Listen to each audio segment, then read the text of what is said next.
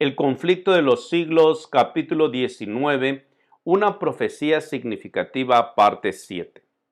Al empezar a estudiar las Sagradas Escrituras como lo hizo, para probar que son una revelación de Dios, Miller no tenía la menor idea de que llegaría a la conclusión a que había llegado. Apenas podía él mismo creer en los resultados de su investigación. Pero las pruebas de la Santa Escritura eran demasiado evidentes y concluyentes para rechazarlas. Había dedicado 2 años al estudio de la Biblia, cuando en 1818 llegó a tener la solemne convicción de que unos 25 años después aparecería Cristo para redimir a su pueblo. No necesito hablar de Miller, del gozo que llenó mi corazón ante tan embelezadora perspectiva, ni de los ardientes anhelos de mi alma para participar del júbilo de los redimidos.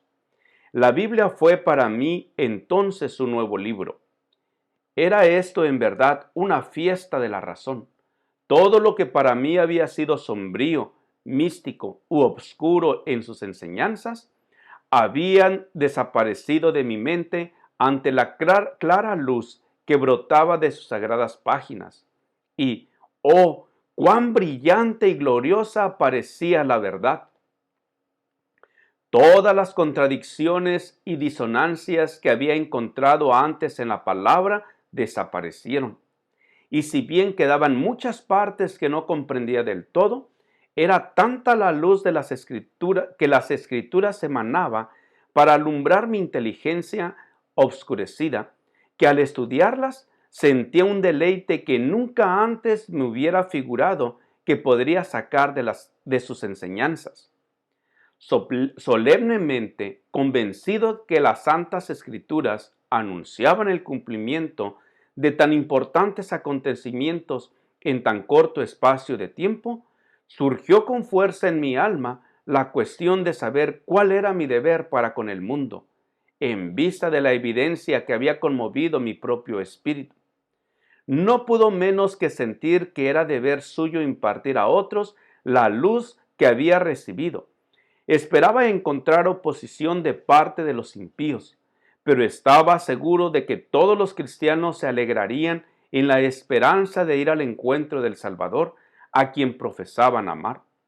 Lo único que temía era que, en su gran júbilo por la perspectiva de la gloriosa liberación que debía cumplirse tan pronto, muchos recibiesen la doctrina sin examinar detenidamente las Santas Escrituras para ver si era la verdad.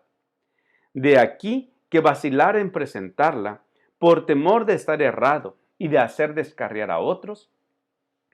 Esto le indujo a revisar las pruebas que apoyaban las conclusiones a que habían llegado y a considerar cuidadosamente cualquiera dificultad que se presentase a su espíritu.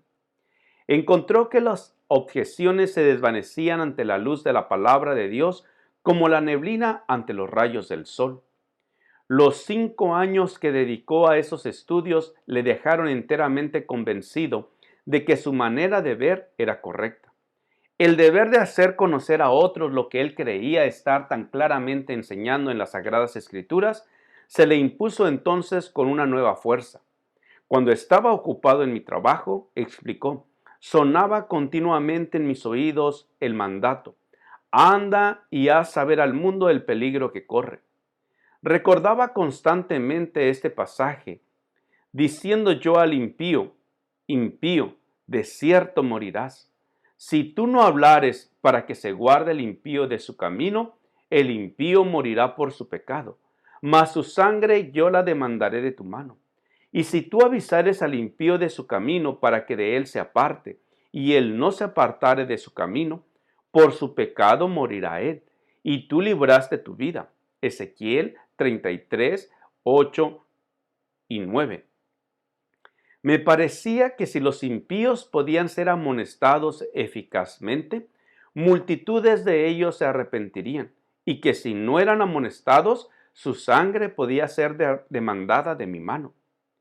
Empezó a presentar sus ideas en círculo privado siempre que se le ofrecía la oportunidad, rogando a Dios que algún ministro sintiese las fuerzas de ellas y se dedicase a proclamarlas, pero no podía librarse de la convicción de que tenía un deber personal que cumplir dando el aviso. De continuo se presentaban a su espíritu las siguientes palabras: anda y anúncialo al mundo. Su sangre demandaré de tu mano. Esperó 9 años y la carga continuaba pesando sobre su alma hasta que en 1831 expuso por primera vez en público las razones de la fe que tenía. Así como Eliseo fue llamado cuando seguía a sus bueyes en el campo para recibir el manto de la consagración al ministerio profético, así también Guillermo Miller fue llamado a dejar su arado y revelar al pueblo los misterios del reino de Dios. Con temblor dio principio a su obra de conducir a sus oyentes paso a paso a través de los periodos proféticos hasta el segundo advenimiento de Cristo. Con cada esfuerzo cobraba más alegría y valor al ver el marcado interés que despertaban sus palabras. Gracias por escuchar este audio.